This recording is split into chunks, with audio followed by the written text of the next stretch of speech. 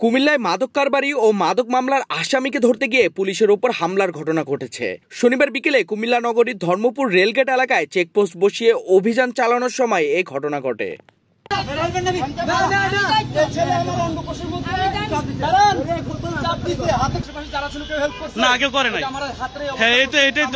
Police জানায়, পরোয়ানাভুক্ত আসামি ইমরান হোসেন ওরফে ইমু বা ইমনকে ধরতে গেলে মাদক কারবারিরা হঠাৎ পুলিশের ওপর হামলা চালায়।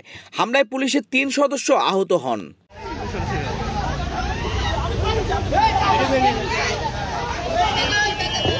ঘটনা কি?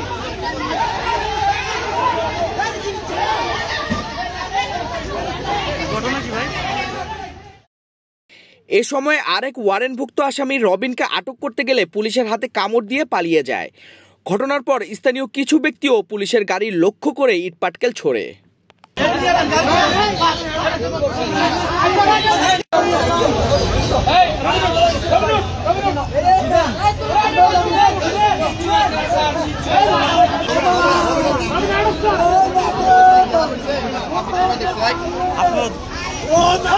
খবর পেয়ে অতিরিক্ত পুলিশ, র্যাব ও সেনাবাহিনীর সদস্যরা দ্রুত ঘটনাস্থলে পৌঁছে পরিস্থিতি নিয়ন্ত্রণে আনে।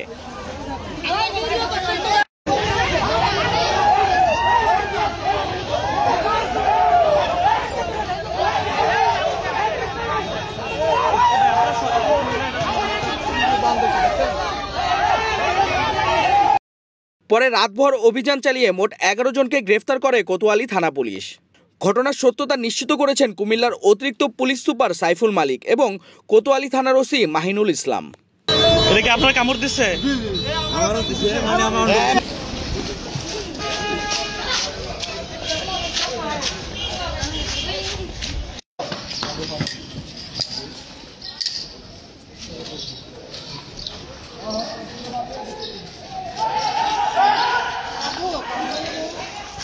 इधर